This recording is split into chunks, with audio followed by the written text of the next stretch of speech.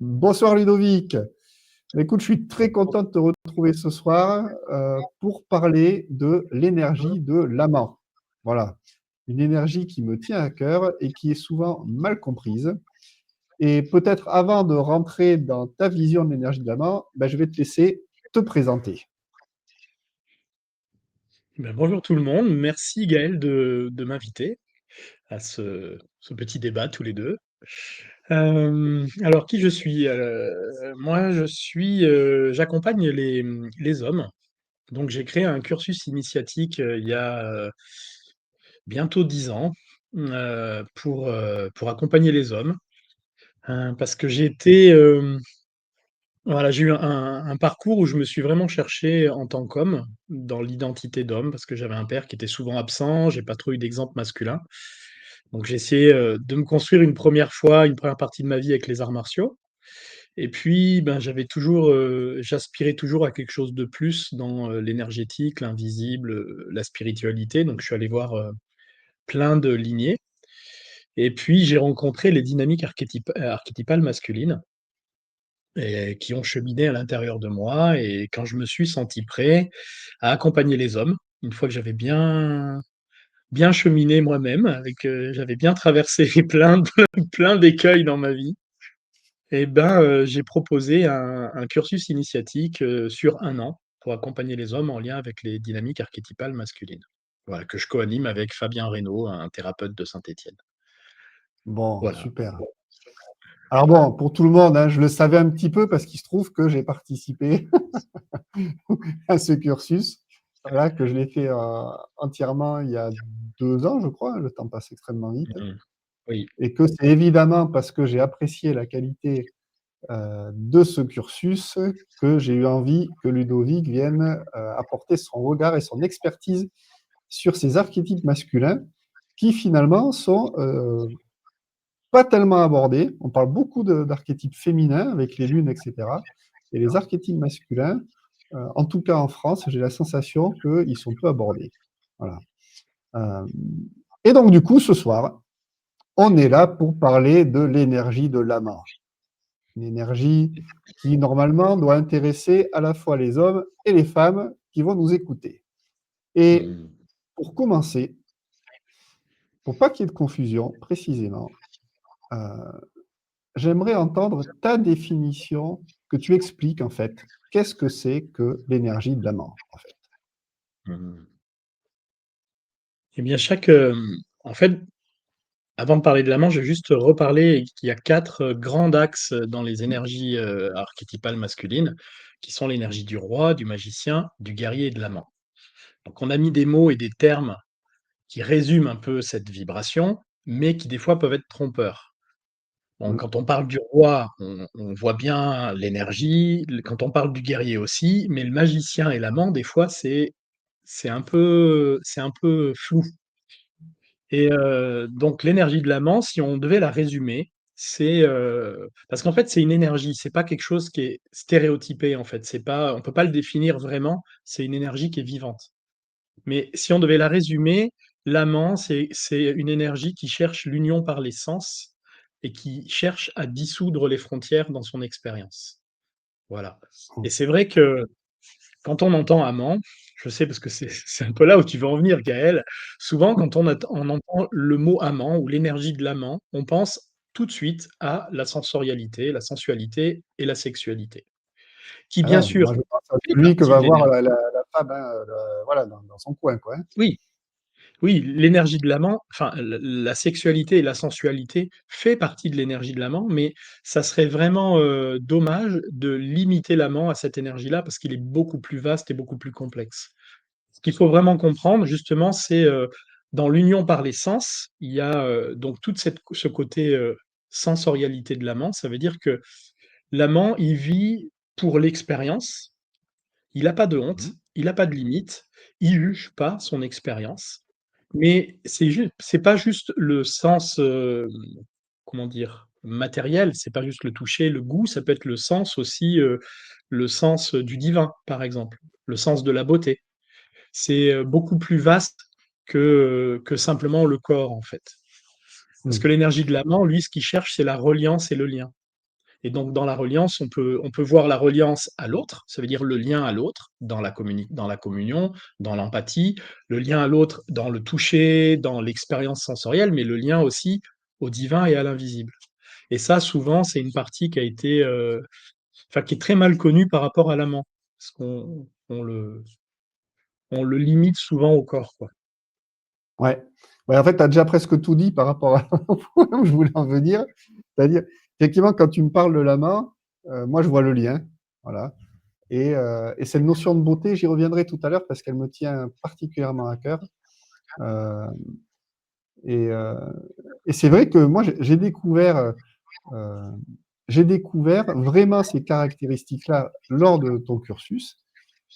Parce que pour moi, je mettais pas le mot d'amant, en fait, sur cette capacité de se relier alors, à se relier à l'autre, oui, je présentais un petit peu, mais se relier à la nature, se relier à des choses comme ça. Moi, je mettais plus des mots d'observateur, de contemplateur, etc. Et j'avais pas intégré à ce point-là cette notion qu'en fait, pour, euh, pour capter, euh, pour être en admiration avec l'extérieur, pour ressentir quelque chose, il fallait être en lien avec l'extérieur, que c'est Hmm. un arbre, une fleur, etc. Et donc, je trouve ça hyper intéressant. Et, euh, et par rapport à moi, un petit peu plus mon domaine, on va dire, dans le monde de la sensualité, de la sexualité et de l'érotisme, euh, on, on retrouve cette sensation, cette notion de lien dans un hérotype développé par Laura Pinson, qui est l'hérotype sensitif. C'est vraiment cette notion de comment je suis en lien avec l'autre. Voilà. Donc, ouais, c'est déjà, rien Mais qu'en c'est disant ça, je trouve que ça éclaire beaucoup la notion d'amant. mais c'est intéressant ce que tu dis parce que souvent, moi, c'est vrai que quand on parle de l'amant, enfin, c'est un terme.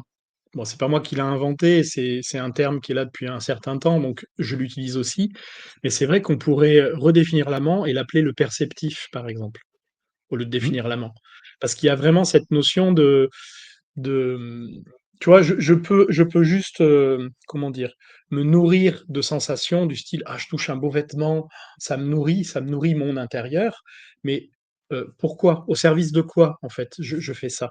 Et c'est là où ce qui est intéressant, c'est que l'amant, on peut très bien appeler l'énergie de l'amant une énergie mystique. Ça veut dire que je me connecte à mon être. En fait, c'est pas qu'à mes sens finalement. C'est parce que mes sens, ce que je vais apprécier, cette qualité, ce côté agréable, ça va me connecter à mon être profond. Et c'est là où on rentre dans l'amant plutôt mystique, parce que quand je me connecte à mon être, je suis pas juste dans ce corps, limité dans ce corps, je suis en lien avec quelque chose qui est plus grand que moi. Et l'amant, il a aussi cette notion de se connecter à plus grand que lui, parce que vu qu'il veut dissoudre la frontière et c'est comme s'il voulait plonger dans l'expérience et se dissoudre. Donc que ses limites, elles soient de plus en plus loin, de plus en plus loin, de plus en plus loin. Donc on voit bien que si on est dans un côté perceptif, si je me limite à mon corps, bah, j'ai une limite. Mais si j'ouvre ma perception, ma conscience et que je me dilate, et ben, en fait, tous les gens qui sont médiums, perceptifs, Mmh. qui captent beaucoup de choses, qui ont beaucoup d'intuition, c'est des gens qui sont en lien avec leur énergie de l'amant, une énergie qui est très développée, quoi. Tout à fait. Ça me fait, alors pour ceux qui s'intéressent à l'astrologie, hein, c'est associé à l'énergie du signe du poisson et à l'énergie de Neptune. L'eau, hein, qui Mmh. n'a pas de limite, en fait, qui n'a pas de frontières et qui va capter tout ce qu'il y a. Et l'eau est associée à la psyché, aux émotions. Et c'est vraiment cette idée-là. Donc c'est très neptunien, là, Mmh. pour le coup. L'amant psychique, il est très neptunien. Voilà. Et Et, l'amant, tu vois, on peut ah pardon, je t'ai coupé. non, non, non, vas-y, vas-y. Non, vas-y, mais l'amant, tu vois, on peut aussi le définir par le mot qui pourrait le définir, c'est la passion. Parce qu'en fait, il est enflammé, il est passionné. Quand il va parler d'un sujet, il va être entier. Il pourra plus l'arrêter. Il va vouloir continuer tout ça. Mais la passion, tu vois, ça peut être, on parle de la passion du Christ aussi. La passion, Mhm. c'est plutôt, comment dire, être passionné d'un sujet, c'est être animé d'un sujet. Donc, il y a aussi cette notion dans l'amant, c'est pas juste quelque chose, comment dire, il y a ce côté dans l'amant, c'est marrant parce que vu qu'il y a le lien, il y a ce côté réceptif et émissif. Hmm. Ça veut dire que je peux, dans une expérience, je peux me nourrir de l'expérience, mais après, c'est si je me dilate, qu'est-ce que je rayonne aussi, qu'est-ce que j'envoie, comment je me connecte en fait. Bah, là, ce que j'entends, c'est être en capacité, dans mon mode à moi, hein, en capacité de balancer une énergie plus masculine, on va dire, qui va plus dans une intention, une énergie plutôt martienne, et une énergie plus vénusienne, plus féminine, qui va être plus en réception de ce qui est en train de se passer autour d'elle. Et il se trouve pareil qu'en astrologie, Vénus est associée à la beauté en plus. Donc je trouve que ça parle vraiment de ça, quoi. C'est cette énergie de l'amant. Ok. Euh, alors, je pense que les gens qui écoutent, s'ils s'intéressent à ce genre de sujet, c'est qu'ils ont peut-être déjà, pour la plupart, compris que quand il y a une énergie à l'intérieur de nous, souvent, ben, il y a des déséquilibres. Alors, on le voit, voilà, le concept de chakra, tout ça, c'est des concepts un petit peu maintenant qu'on connaît ici. Mais sans rentrer dans ces notions-là, euh, c'est intéressant toujours de voir une énergie, comment est-ce que elle peut se manifester euh, en déséquilibre, en fait. Soit en trop ou soit en pas assez, quoi. Comment toi tu illustrerais une énergie de la main qui est en trop, alors avec tes mots à toi, hein, ou à l'inverse, qui est pas là, quoi. Ou qui est pas hyper présente. Moi, quand j'anime, je parle souvent d'énergie qui est en excès et qui est en vide, qui est en manque et qui est en excès. L'énergie de l'amant, justement, c'est aussi, dans les dynamiques archétypales masculines, c'est la plus yin, c'est la plus féminine. On s'en doute un peu, parce qu'elle est elle est très dans la subtilité, dans l'essence, dans le côté perceptif. Donc, il y a quand même un lien aussi avec le féminin. Donc, souvent, l'amant, il va être aussi en déséquilibre, en lien avec l'expérience qu'on a eue avec notre mère. Mhm. Et le guerrier ou le roi, ça va plutôt être avec le père. Mais bon. Donc, cette énergie, quand elle est en excès, ça va être l'archétype qu'on appelle le dépendant. Le dépendant parce que, bah, on a pu dire tout à l'heure, voilà, que l'amant, il essaye de satisfaire toutes ses fins sensorielles, ses fins sensuelles, ses fins spirituelles, mais justement, il en veut toujours plus. Le dépendant, c'est au lieu de, par exemple, quelqu'un qui a un amant, je sais pas, équilibré, il va se servir un verre de vin, il va le goûter, il va plonger dedans, il va pouvoir sentir les arômes, il va se satisfaire de ce moment-là, mais une fois que ce moment il s'arrête et il passe à autre chose, parce qu'il y a de l'impermanence. Le dépendant, ça va être celui qui en veut toujours plus. Ça veut dire que bah, finalement, il va en boire un, puis deux, puis trois, puis quatre, et il n'aura pas de limite, il n'aura pas de fin. Et dans le dépendant, justement, ça te fait rire. Oui, parce que je la connais bien, cette Tu la énergie, connais bien, cette dans une énergie. période de ma vie. Et oui. Et dans le dépendant, c'est aussi, par exemple, quelque chose que les gens n'imaginent pas, mais un collectionneur, il a un amant dépendant. Parce que un moment, il a vécu un moment exceptionnel qui l'a comblé. Et toute sa vie, il va essayer de retrouver ce moment-là. Alors que ça soit les voitures, parce qu'il a eu une expérience, il s'est senti super puissant dans une belle voiture, et il en veut une deuxième et une troisième, parce qu'il va se rendre compte que bah, quand il aura conduit 10 fois avec la première, il aura plus la même sensation, donc il va changer de voiture, que ça soit, euh, que ça soit avec un timbre, parce que quand il était petit, il a voyagé intérieurement, il a collectionné des timbres avec des paysages, et toute sa vie, il va recollectionner des timbres jusqu'à chercher le timbre ultime qui va lui refaire vivre l'expérience. Mais moi, j'aime bien donner un exemple aussi, totalement inattendu. Dans le film Camping, quand vous avez Claude Brasseur qui revient tous les ans à la même place dans le camping des Flots Bleus et il lui faut cette place-là depuis 35 ans, Oui. et ben c'est exactement une énergie d'amant dépendant, c'est qu'il a vécu la première fois qu'il est arrivé dans ce camping une expérience et tous les ans il retourne au même endroit parce qu'il espère que ça va être aussi bien. Donc ça c'est l'énergie du Et, dépendant. Donc, quand on a un excès d'amant, c'est qu'on va tomber dans toutes les dépendances, les drogues, l'alcool, les stupéfiants. Dès on est le chocolat, on s'en fout en fait. Du moment qu'il y a quelque chose qu'on ne peut pas s'arrêter et qu'on a une consommation compulsive, c'est un excès de cette énergie. Parce que l'amant Et dépendant, il va dire: «Mais pourquoi je me limiterais, en fait?» c'est ça. Et alors moi, évidemment, Il ce qui me explique. vient derrière, c'est le mot luxure, hein. C'est le mot luxure qui me vient. Pareil, je fais un petit décroché par rapport à l'astrologie, parce que je trouve ça extrêmement intéressant. Hem, En astrologie, le signe qui est associé à l'énergie de la matière, du rapport au corps, du rapport au sens, c'est le taureau. Et le taureau est associé à Vénus, à la planète Vénus. Et il se trouve que le taureau, il recherche la stabilité de l'expérience, la stabilité du ressenti. Et c'est vraiment ça, en fait. C'est-à-dire que euh, l'énergie du taureau en accès, c'est l'accumulation de la matière. Lui, il est lié à la matière. Il veut de la matière, il veut que ça se condense, que le féminin soit là. Et dans ces excès, le taureau, l'énergie du taureau est réputée pour précisément tomber dans la luxure, c'est-à-dire dans l'accumulation. Et tu vois, la personne qui accumule des voitures, alors on pourrait dire que c'est pas lié au corps, mais n'empêche, c'est de la matière. Et donc, et j'accumule un lien, comme tu disais super bien, avec l'expérience sensorielle que j'ai vécue la première fois que j'ai été en lien avec une voiture, ou que j'ai senti du cuir neuf, ou que j'ai bu une gorgée de whisky, etc., etc., quoi. Voilà. Petite, Je fais juste un petit truc, c'est que l'amant dépendant, il accumule pas pour accumuler. Il accumule pas pour garder. Par exemple, c'est pas quelqu'un qui va accumuler de l'argent. Au contraire, un amant dépendant serait quelqu'un qui va le claquer tout le temps parce ça va le faire vibrer. Mais il faut que justement, l'amant, il faut qu'il y ait une sensation, il faut qu'il y ait une expérience. Ça veut hmm. dire le- comment dire, si il va pas accumuler et garder les choses pour, tu vois, il va pas accumuler plein de voitures sans jamais s'en servir. Limite, lui, il va se faire kiffer à rouler pendant une semaine avec une Ferrari, puis rouler pendant une semaine avec une Porsche. Mais lui, il a besoin de vivre cette expérience. Voilà. Il n'y a pas que Ok. l'accumulation. Ah, c'est intéressant. Ouais, et tu fais bien de le préciser, parce que là, pour le coup, c'est un peu différent. Euh, Là, on peut pas complètement faire euh, une analogie Mm. stricto sensu, parce que dans l'énergie du taureau, il y a aussi cette accumulation de matière, en fait.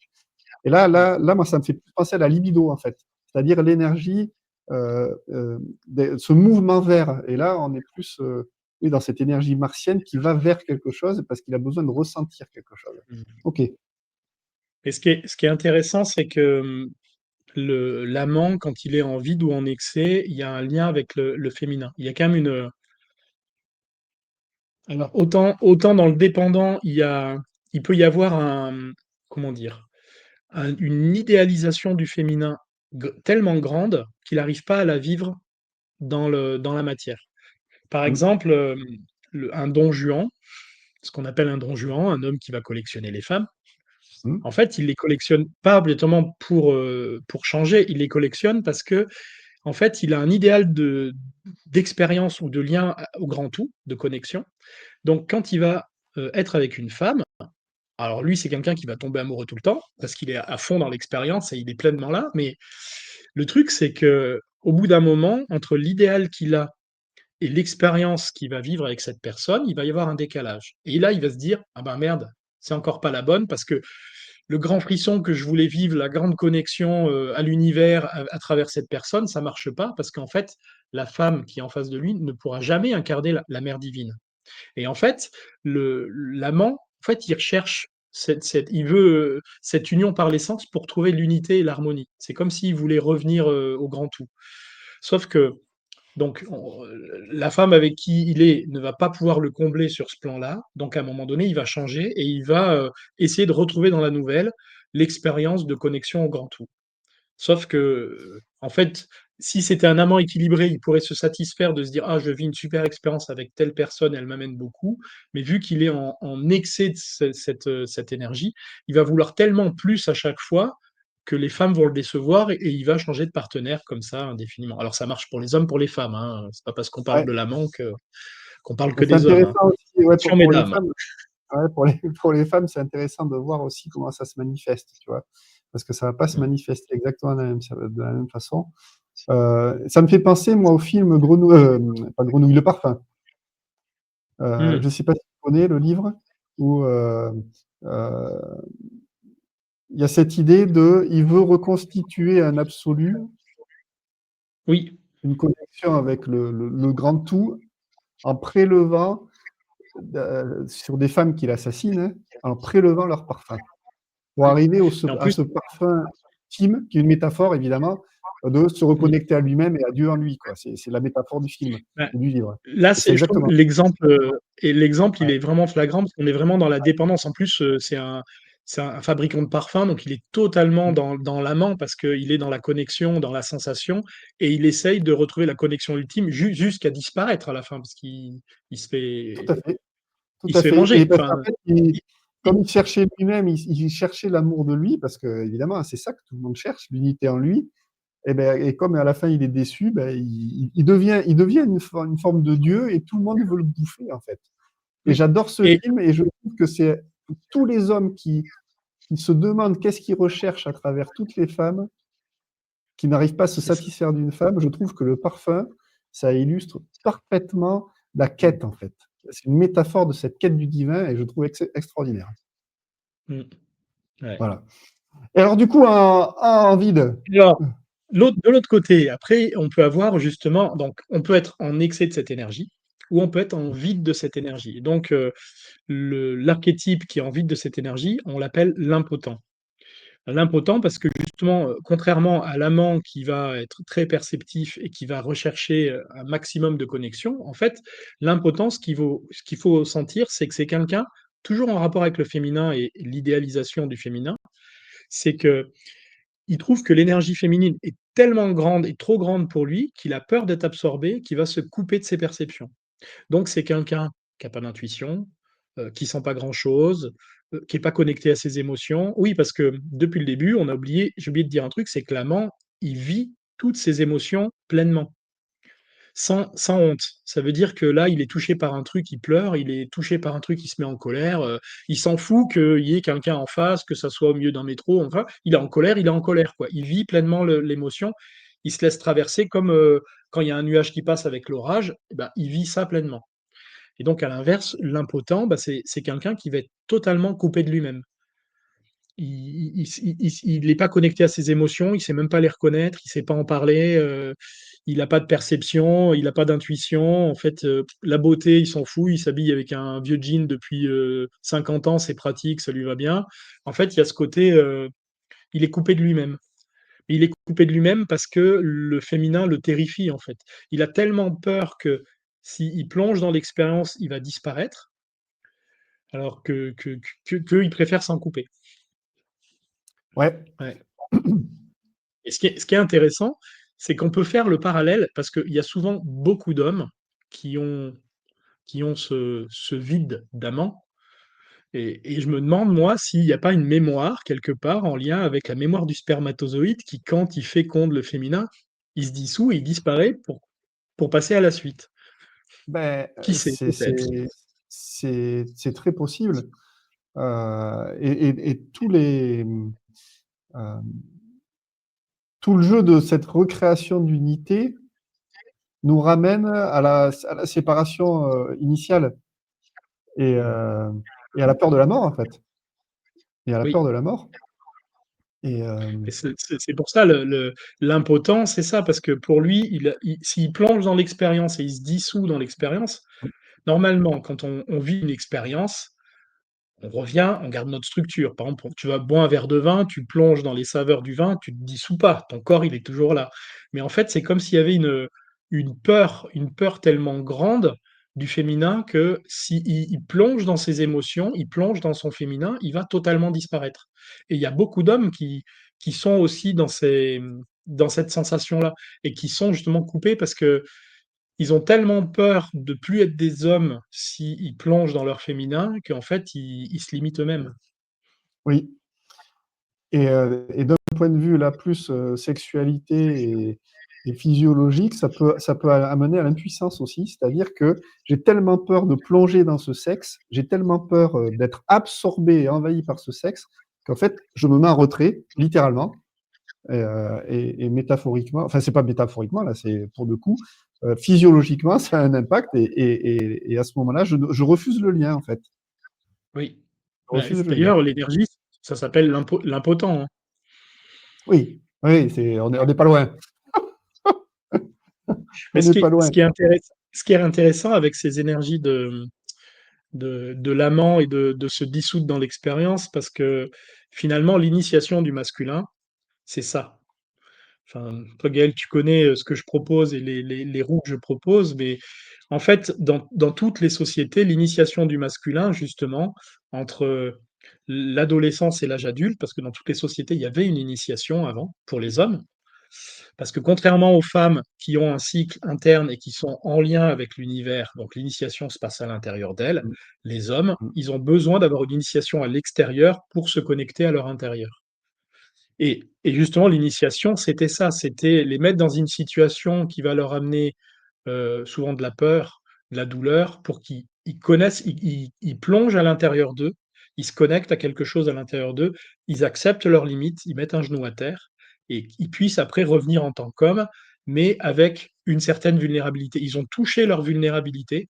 De fait, dans le rituel, dans l'expérience, dans l'initiation, ils touchent leur vulnérabilité, et c'est parce qu'ils ont enfin touché leur vulnérabilité qu'ils peuvent revenir en tant qu'hommes matures dans le monde des hommes. Parce qu'en fait, finalement, tant que l'homme n'a pas touché ce féminin en lui, n'a pas connecté avec ce féminin en lui-même, en fait, il n'est pas mature. C'est ça qu'il faut comprendre. Même si le gars, il fait 2,50 m, que c'est un gros homme d'affaires, que c'est un gros guerrier, ce que vous voulez, en fait, émotionnellement, énergétiquement, il n'a pas une énergie mature.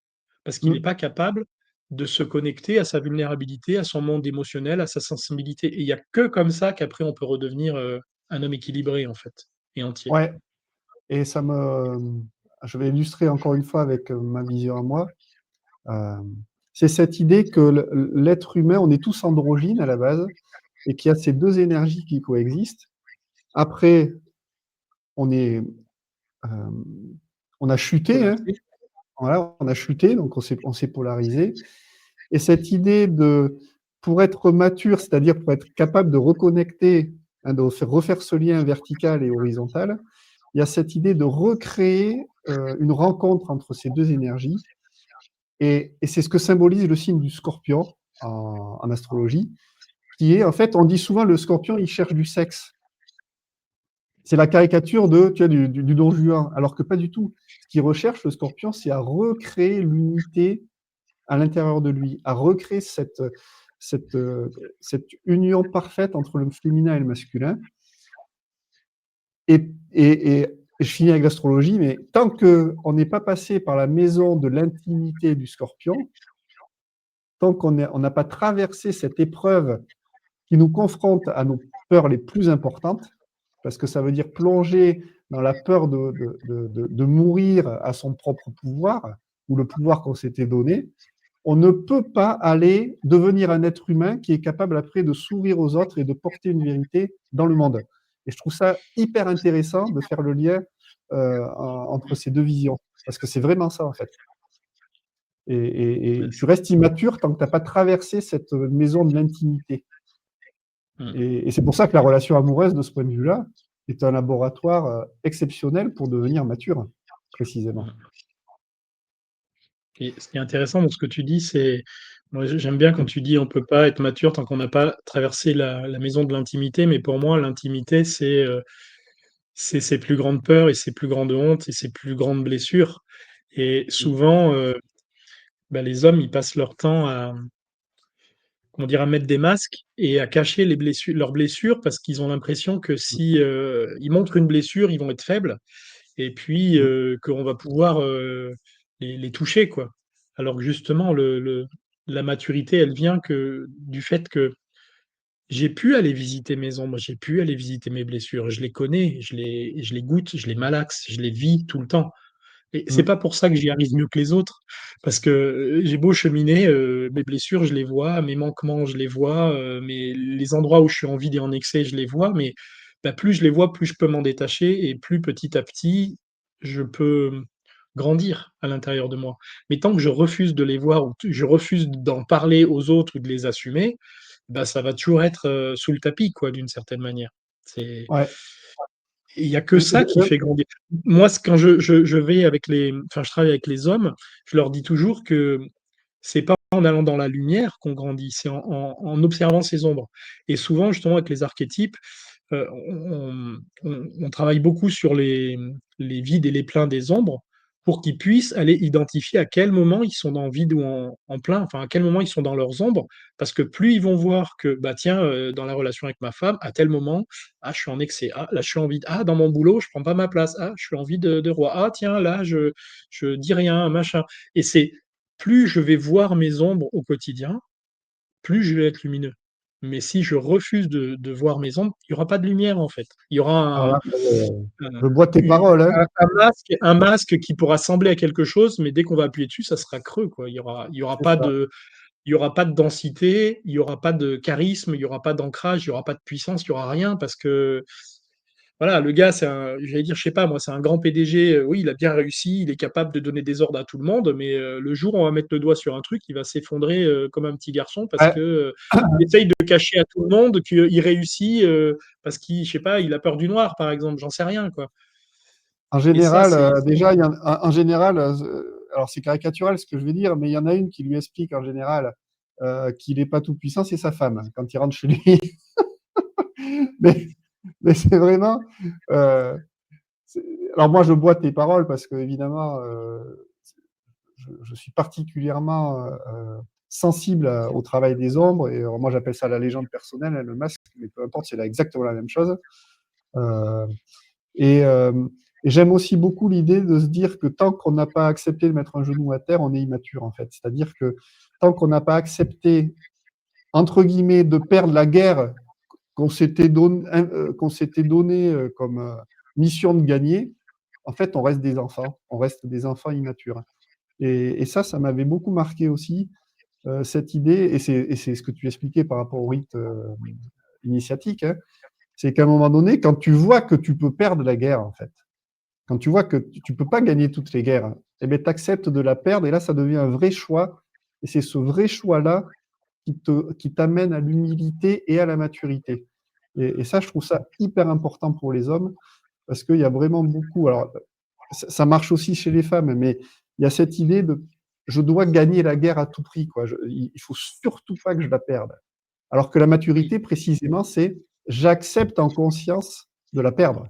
Et là, je peux commencer à travailler vraiment, en fait, sur ce qui se passe. Et c'est pas la perdre, en fait. C'est, tu vois, c'est perdre une bataille. C'est pas perdre la guerre, c'est perdre une bataille. En fait, c'est de se dire, c'est comme si tout se jouait toujours. Ah, là, je sais pas, quand on voit les guerres napoléoniennes, on peut perdre une bataille et gagner la guerre à la fin, parce que ça se joue pas tout le temps là, quoi. Mais c'est aussi un piège parce qu'on le voit dans le process que tu connais quand on constelle toutes ces énergies dans les stages, qu'en fait, les hommes, tant ils résistent, ils sont debout, ils résistent. Et c'est justement quand à un moment donné, ils mettent un genou à terre, mais même physiquement, ça se voit quand ils descendent quelque chose, une part de leur corps, qu'il y a quelque J'ai chose des qui images. lâche à l'intérieur. Mais ce qui est aussi, ce qui est le piège, c'est que souvent, quand ils résistent, c'est que ça bouge autour d'eux. Enfin, il y a beaucoup d'émotions et tout, et il y a quelque chose qui les fait tenir en disant non, mais je suis un homme, je vais tenir, je suis un homme, je vais tenir. Et alors qu'en fait, là, il y a tout un truc culturel qui serait à revoir parce que je veux pas mettre un genou à terre, je suis un homme, je lâcherai pas. Alors que des fois, justement, mettre un genou à terre et dire bon ben là, je suis arrivé à ma limite et oui, effectivement, eh ben j'ai mal. Oui, effectivement, je suis triste. Oui, effectivement, je suis en colère. Oui, effectivement, je porte une loyauté que je devrais pas porter, par exemple, ou un poids que je devrais pas porter. C'est être lucide. C'est pas être un homme. C'est juste de se dire bah là, j'accepte de mettre un genou à terre parce que il faut que je lâche un peu, quoi. Juste ça, quoi.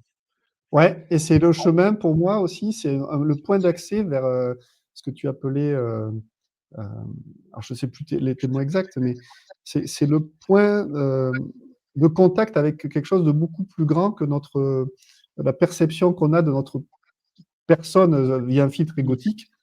Et dans mon bouquin, je parle des épreuves d'Indiana Jones à la fin de la dernière croisade, parce que à l'aune justement de ce parcours du voyage du héros, euh, c'est encore plus clair que quand je l'avais écrit, parce que pour ceux qui s'en souviennent, le pénitent le passe, celui qui s'agenouille devant Dieu. Il est Oui. capable d'aller à l'épreuve d'après, en fait. Et c'est vraiment, c'est à ce moment-là, tu fais preuve d'humilité et alors, à ce moment-là, tu peux commencer à contacter quelque chose de bien plus grand que l'image que tu avais toi égotique, en fait. Et c'est là que tout s'ouvre. Mais c'est un sacré travail parce que ben moi, je vais parler de moi. J'étais tellement mentalisé, tellement une bourrique, tellement à tenir en mode survivant, qu'il a fallu que je me prenne des branlées incommensurables, comme beaucoup d'hommes, hein, pour arriver enfin à se dire, OK, en fait, euh, j'arrête d'être cet enfant tyrannique tout puissant sur l'extérieur, parce qu'en fait, là, je suis cramé, quoi.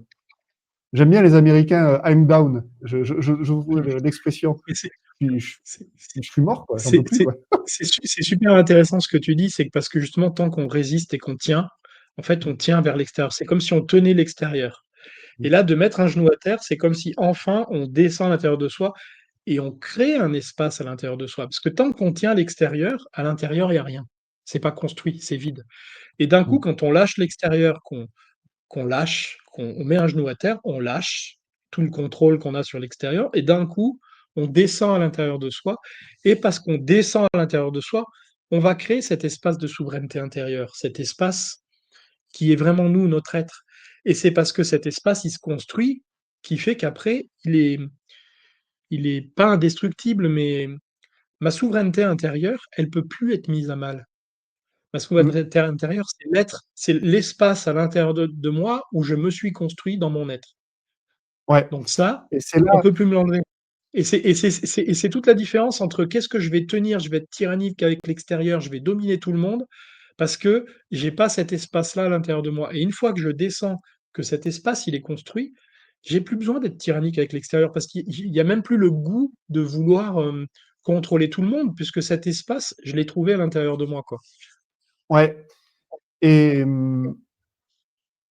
et du coup, et je vois aussi par rapport au temps qu'on prend, euh,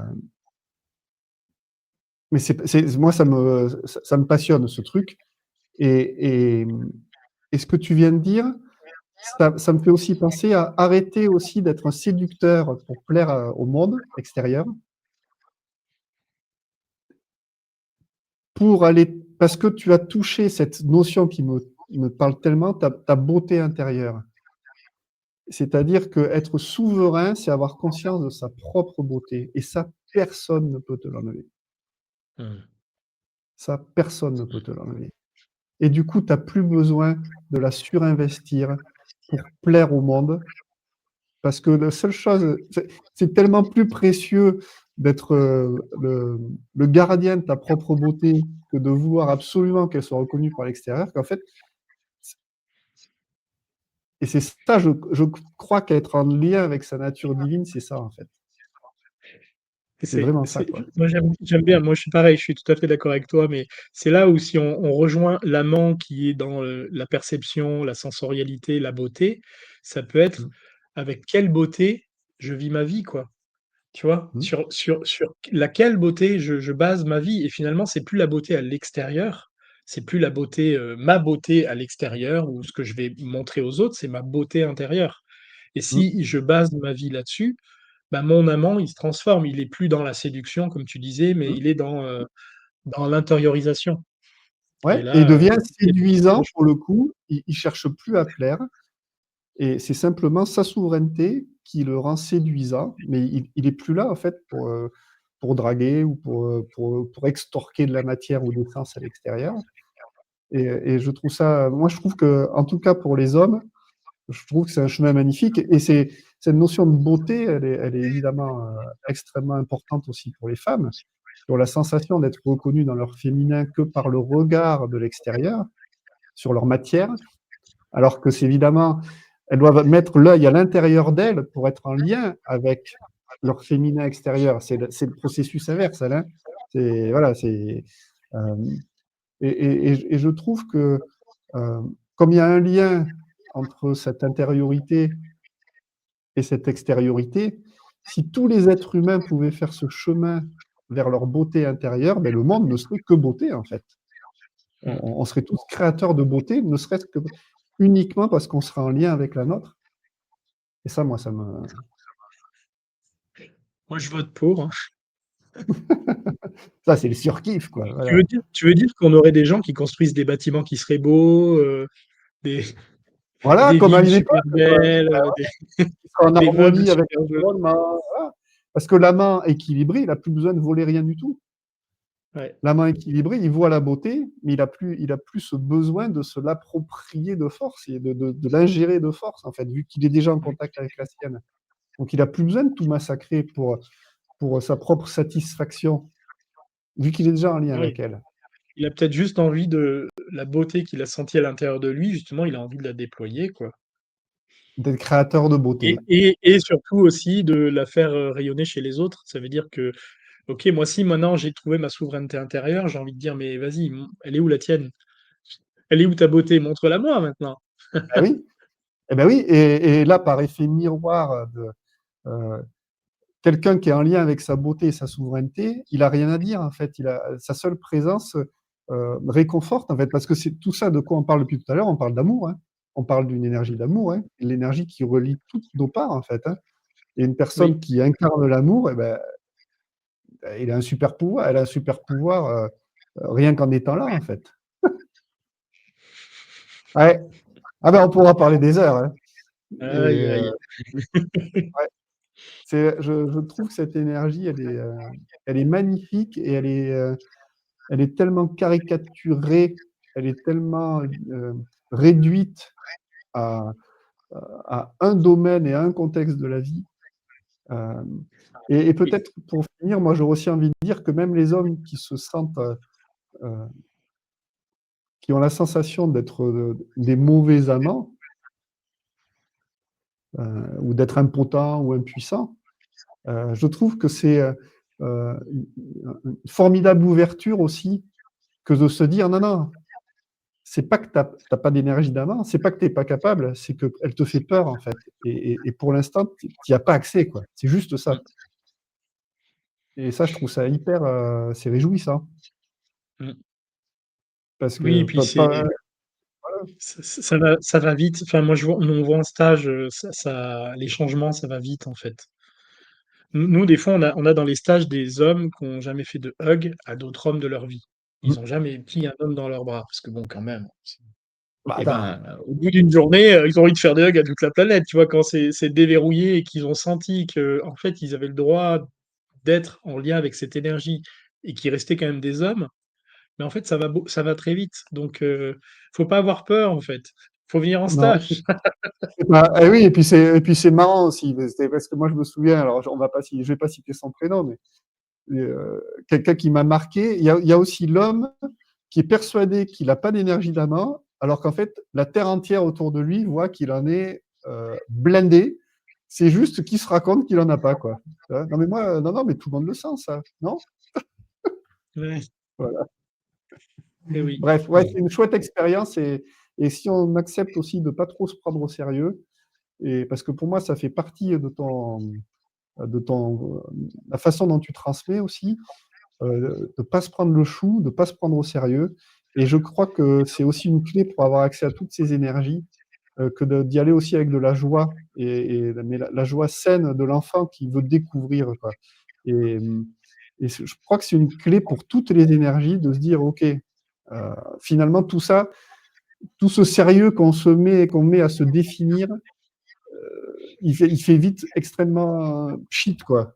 Enfin, moi, en tout cas, ça m'aide quand j'ai ces apprentissages à faire, parce que, bon, quand même, un peu, hein, des fois, c'est pas hyper confort, quoi, hein, de se dire, ben, tout ça, finalement, n'est pas si sérieux. Et je trouve qu'on se prend tous très, très, très au sérieux dans nos masques et nos légendes, et que c'est un gros frein pour aller découvrir ces énergies, justement, je trouve. Voilà.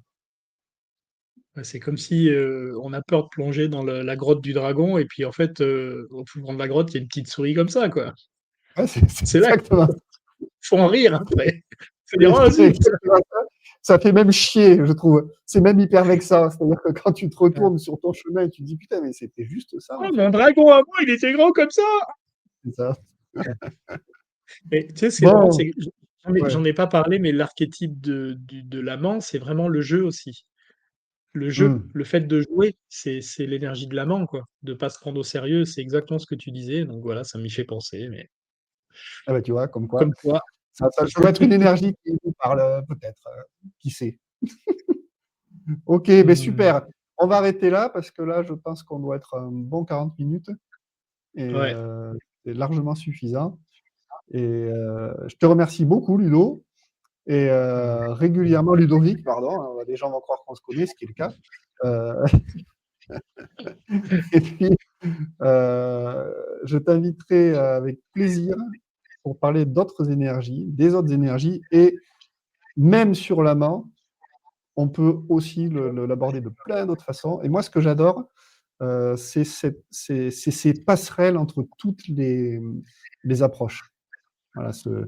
ce syncrétisme, j'ai appris ce mot il y a pas longtemps avec une copine, qui est de tout relier parce que du coup, la vie commence à faire plus sens quand on relie toutes ces approches et toutes ces visions et je trouve que, hem, beaucoup justement, il y a beaucoup trop de visions ou d'approches, même thérapeutiques, hein, qui mettent dans un truc hyper, comment dire? Séparé du reste et j'adore ce genre d'échange parce que ça permet de faire des liens et j'espère que c'est utile aux gens qui nous écoutent.